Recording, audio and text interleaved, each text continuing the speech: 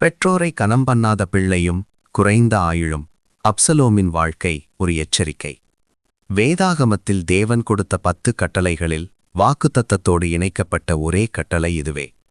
உன் தகப்பனையும் உன் தாயையும் கனம் பண்ணு, அப்பொழுது உன் ஆயுசு நாட்கள் நீடிக்கும். யாத்ராகமம் 20:12. இது ஒரு ஒழுக்க அறிவுரை மட்டுமல்ல, இது வாழ்க்கையின் நீளத்தையும் தரத்தையும் தீர்மானிக்கும் தேவனுடைய சட்டம். கனம் பண்ணுதல் என்றால் என்ன? பலர் கனம் பண்ணுதல் என்றால் பெற்றோருக்கு பணம் கொடுப்பது அல்லது பேசாமல் இருப்பது என்று நினைக்கிறார்கள். ஆனால் வேதாகமத்தின்படி கனம் பண்ணுதல் என்பது மரியாதை செலுத்தி, கீழ்ப்படிந்து, மனப்பணிவுடன் நடந்து, தேவன் வைத்த அதிகாரத்தை ஏற்றுக்கொள்வது. பெற்றோர் பூரணமானவர்கள் அல்ல, ஆனால் தேவன் வைத்த அதிகாரம் பூரணமானது.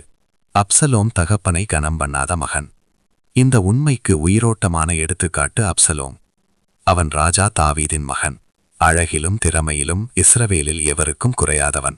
2 சாமுவேல் 14:25. ஆனால் அவன் வாழ்க்கையில் ஒரு பெரிய குறை இருந்தது. தகப்பனை கனம் பண்ணவில்லை.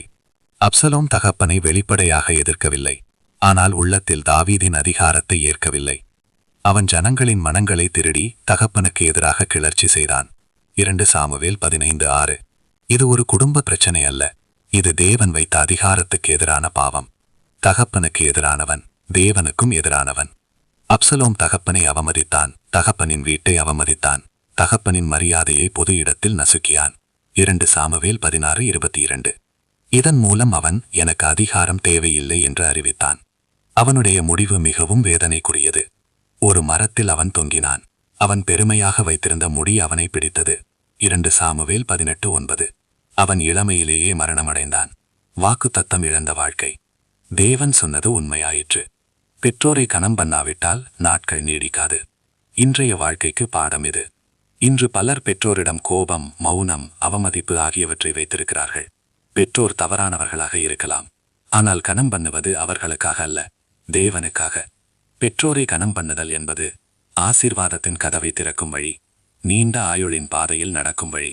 அப்சலோம் அழகை வைத்திருந்தான், திறமையை வைத்திருந்தான், செல்வாக்கை வைத்திருந்தான், ஆனால் கனத்தை இழந்தான். அதனால் அவன் ஆயுளையும் இழந்தான். தேவன் நம்மை அப்சலோம்களாக அல்ல, தேவனுடைய வார்த்தைக்கு கீழ்ப்படியும் பிள்ளைகளாக வாழ அழைக்கிறார். இன்று பெற்றோரை கனம் பண்ண தொடங்கினால் நாளை நம் ஆசீர்வாதம் நீடித்த நாட்களை தொடர வைக்கும். ஆமேன்.